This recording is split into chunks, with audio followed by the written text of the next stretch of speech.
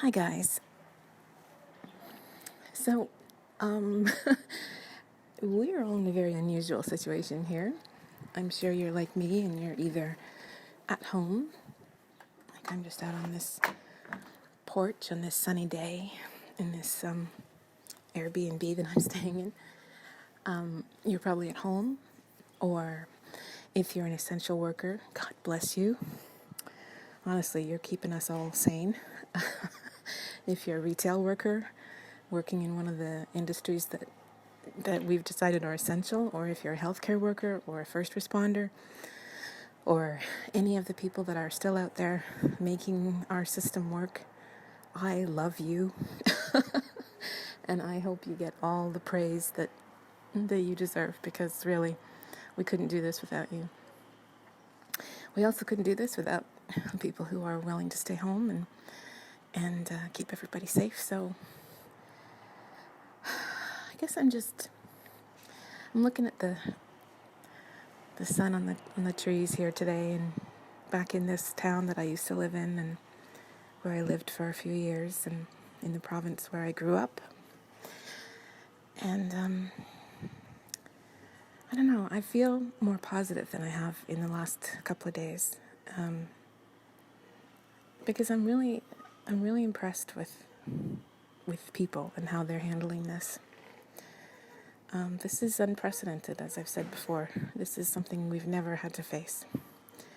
And I just saw like a FedEx truck go down the street, and pizza delivery guy and stuff. And it can't be the end of the world when you can still order pizza. You know what I'm saying? That's how it feels anyway. There are stories. You're going to hear stories of people doing horrible, stupid things. There's people doing price gouging. There's people doing coronavirus challenge where they lick toilets. And there's people have been arrested for going into stores and coughing all over the food. And, just stuff like that. There's always going to be those idiots. This is certainly what I've learned from doing this for a number of years. Some people are just fucking idiots. They're selfish, narcissistic, stupid. They will do things that baffle you. They will do things that you can't imagine another human being could do, and they do it. But what I find inspiring is that there is so few of them. We don't have to battle these people off like they're the walkers from Walking Dead. Like, most people really kind of get it and know how to be sensible, practical, respectful people. It's pretty good. I'm pretty inspired by it anyway. I hope you are too. I hope you look around in this and kind of notice that, the person who delivered your pizza today, he didn't have to show up for work, he did. The person at the pharmacy where you get your meds or whatever, she didn't have to show up for work today, but she did. It's amazing. I even think our governments are doing a fairly good job. I don't generally tend to be very pro-government. I'm not some militia guy hiding in a bunker. It's just that normally I'm not like a big government person, but I'm really kind of impressed with how a lot of the governments are really trying to cope with this and keep the economy going as much as they can. If you think about it, it's a really tough balance, between public health, which means, a total lockdown would be ideal, wouldn't it? If we could all just go home and stay in our houses, we'd have this thing beaten in 2 weeks, right? But we also know that when we all emerged, fatter and paler and Cheeto dust on our shirts, there'd be no economy anymore, right? The system would have just melted down. Who's there to run the generators? Who's there to, keep the internet going? Who's there to, keep the food coming in, stuff like that. So I think the governments are doing a really good job of trying to ease restrictions not restrictions, but ease financial burdens, like rent freezes and delayed mortgage payments and student loan payments, and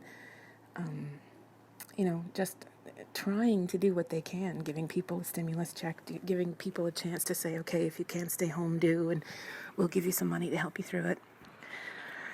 I think it's a really good thing. And I don't know, I think it's important these days to think about the positive things. Not because you want to ignore what's really out there. Of course, you have to. But I really think fear and sensationalism and the media constantly reporting all the deaths and all the horrible things is just not doing anyone any favors. Like, if it has the effect of making people stay home because they don't want to get this, okay, that's good. But I also think it's just a lot of it is this, like I said in my Sweet Nothings, I think it's the kind of news cycle thing. They want a sensational headline for the next hour that they have to come up with something to say. So, oh, we got new numbers in, this many deaths and this many this and this celebrity died, and and I think that just scares people. It scares them into panic buying. It scares them into hoarding. Scares them into doing really stupid things. I think if we could all just kind of take a deep breath and say, okay, we're in the midst of something really challenging here, but we're doing a pretty good job of kind of handling this. We all haven't just lost our shit completely, we're doing okay. And yeah, there's probably gonna be a lot more infections and stuff, and we're going to do the best we can, and we're going to get through it. And I think if you think like that, it doesn't really matter what happens, because if you stay positive,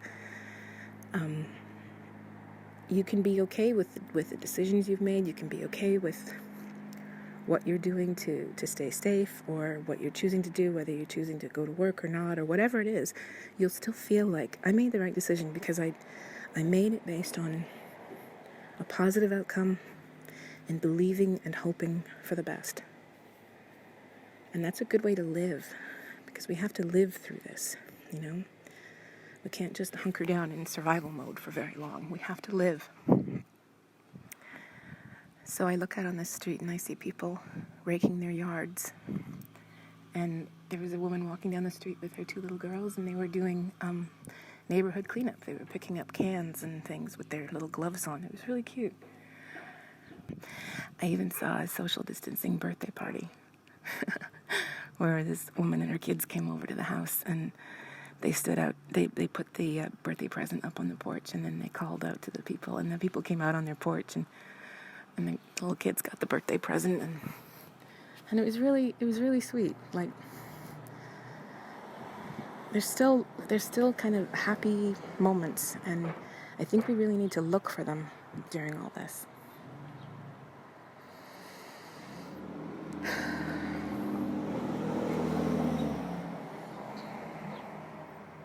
So, this is just a ramble. There's this is just me talking to you, because I think the more we kind of stay connected to each other through all this, the better. Self-isolate together.